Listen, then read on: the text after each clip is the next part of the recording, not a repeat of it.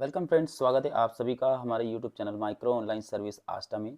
दोस्तों, आज हम बात करने वाले हैं एसएससी में जो नई पोस्ट आई है उसके बारे में।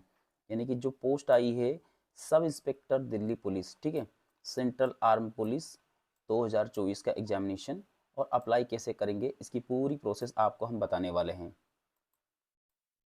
एसएससी का नया पोर्टल बन चुका है दोस्तों। एसएससी का नया पोर्टल बनने के बाद ये पहली पोस्ट है जिसको आप अप्लाई करेंगे। जैसे यहाँ पर अप्लाई ऑनलाइन के ऊपर ऑप्शन के ऊपर क्लिक करते हैं तो सब inspector Delhi police CAPF assistant sub inspector CISF examination 2024, जैसे यहाँ अप्लाई के ऊपर क्लिक करते हैं तो आपका जो फॉर्म है वो कंप्लीट होकर के आपके सामने दिखने लगेगा। सबसे पहले यहाँ पर आपको जो आईडी और पासवर्ड जो हमने सबसे पहले OTR वाला जो आईडी पासवर्ड बनाया था उसे यहाँ पर इंटर कर देना है। अगर आपके पास नहीं बना हुआ है तो मैं आपको डिस्क्रिप्शन में लिंक दे दूंगा, आप वहाँ से जाकर के पूरी प्रोसेस कर सकते हैं। नोटिफिकेशन डेट की बात करें तो सबसे पहले जो आपका जो फॉर्म है वो 4 मार्च 2024 से स्टार्ट हो चुका है और 28 मार्च तक चलने वाला है। इसके बाद में आपका जो लास्ट एग्जामिनेशन की यानी कि आपको जो रिसिप्ट निकालने की जो डेट रहेगी वो भी 28 मार्च ही रहेगी। इसके बाद में आपका जो फीस का पेमेंट है वो 29 मार्च तक आप फीस का पेमेंट कर सकते हैं। किसी प्रकार से कोई करेक्शन आपको करना रहेगा तो करेक्शन की डेट जो है 30 मार्च से लेकर के 31 मार्च तक आपकी जो फीस की पेमेंट रही, जो करेक्शन का टाइम रहेगा, ठीक है। इसके बाद में आपका जो कंप्यूटर बेस्ड एग्जामिनेशन कब रहने वाला है, 9, 10, 13 मई 2024, ठीक है। इनमें से किसी भी डेट में आपका एग्जामिनेशन हो सकता है।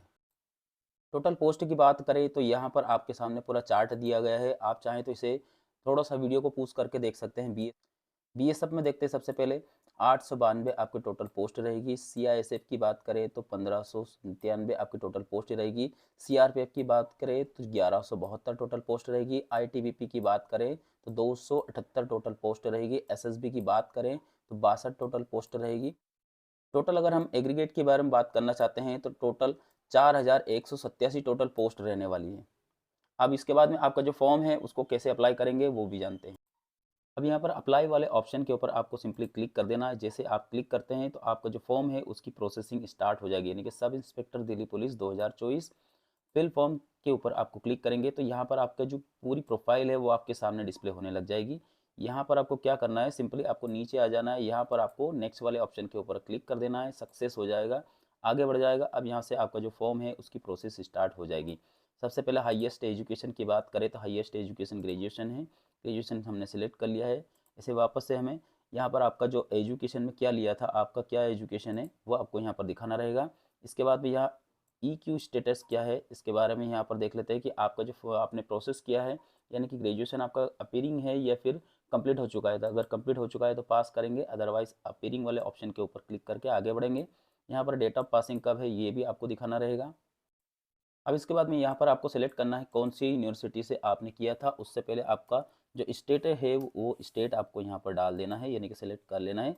इसके बाद में कौन सी यूनिवर्सिटी से आपने किया है वो भी आपको सेलेक्ट कर लेना है। इन सारी यूनिवर्सिटी में से किस यूनिवर्सिटी से आपने ग्रेजुएशन किया है। जैसे देवी अहिल्या यूनिवर्सिटी से अगर आपने ग्रेजुएशन किया है तो यहाँ पर आपको सेलेक्ट कर लेना है। इसके बाद में आपको रोल नंबर डाल देना है और परसेंटेज डाल देना है। इसके बाद में आपको आगे बढ़ जाना है। अब यहाँ पर देखेंगे सक्सेस कंप्लीट हो चुका है, यहाँ पर ओके करेंगे। ओके करने के बाद देखेंगे दोस्तों यहाँ पर आपके सामने कुछ इस प्रकार की डिटेल आएगी। क्या आप इससे पहले एक्स सर्विस में यानी किसी और सर्विस में आप काम कर रहे थे? अगर कर रहे हैं तो यस करेंगे, पूरी डिटेल आपको फिल करना होगा। जैसे यहाँ पर आपको कब ज्वाइनिंग किया था, कब से कब तक आपका ज्वाइनिंग है चल रहा है, वो सब देना होगा। इसके बाद में यहाँ पर दिल्ली पुलिस में क्या आप इससे पहले काम कर रहे थे तो आपको यहाँ पर यस करना होगा, अदरवाइज नो कर दे। क्या आप किसी दिल्ली पुलिस के कैंडिडेट से हैं तो यस करेंगे, अदरवाइज इसे नो कर देंगे। अब यहाँ पर देखेंगे कि आपका क्यों एज का रिलैक्सेशन चाहिए, आपको अगर चाहिए तो आप यस करेंगे, अदरवाइज नो करके आगे बढ़ जाएंगे। अगला लास्ट ऑप्शन, इसे ज़रा ध्यान से सुनिएगा और समझिएगा कि आपकी पर्सनल जो सारी जो डिटेल है क्या आप गवर्नमेंट को शेयर करना चाहते हैं। एसएससी के फॉर्म में पहले भी ऐसा आता था, तो हम इसे यस करके ही आगे बढ़ेंगे, ठीक है। यहाँ पर देखेंगे दोस्तों सक्सेसफुली कंप्लीट आपका जो फॉर्म है यहाँ तक कंप्लीट हो चुका है। जैसे ओके वाले ऑप्शन के ऊपर आप क्लिक करेंगे तो यहाँ पर आपके सामने कुछ नई डिटेल आपके सामने ओपन हो जाएगी, यानी कि एग्जाम के रिक्वायरमेंट से लेकर के अब सारी जानकारी आपको सेलेक्ट करना रहेगा, ठीक है।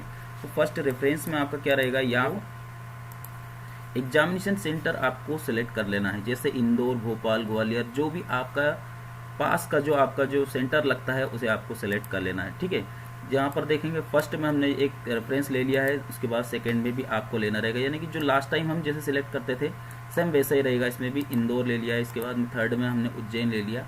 ऐसा 3 आपको रेफरेंसेस एग्जामिनेशन सेंटर के लेने रहेंगे, ठीक है। इसके बाद में देखते हैं यहाँ पर, अब यहाँ पर दिया गया है कि क्या आपके पास कास्ट सर्टिफिकेट ओबीसी का है लेकिन आपके स्टेट के लिए है, लेकिन अगर आप नेशनल लेवल पे अगर फॉर्म भरना चाहते हैं तो आपके पास सेंट्रल लेवल का सर्टिफिकेट होना चाहिए।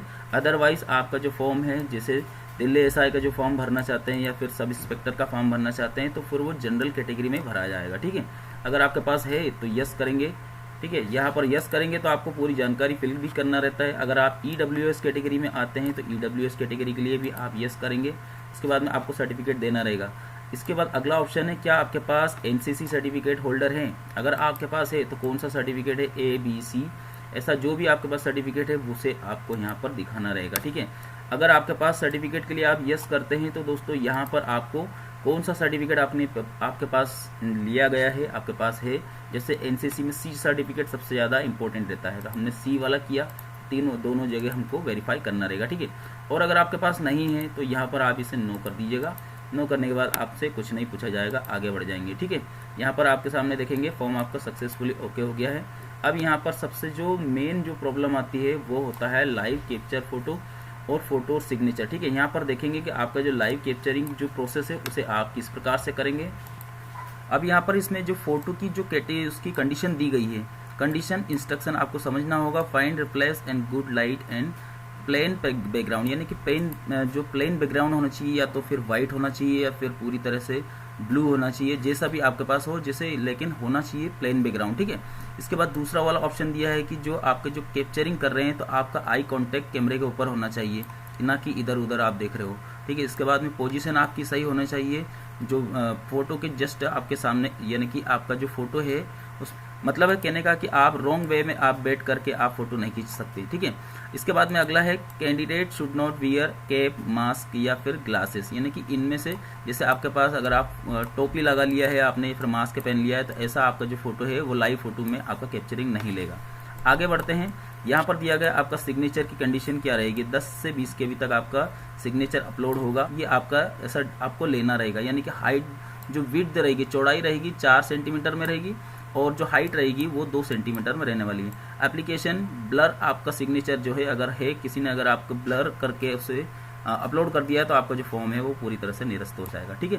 कंप्लीटली आपका जो फॉर्म है वो कंप्लीट होने के बाद में ही आप अपलोड करें, इसके बाद आपको नेक्स्ट करना है।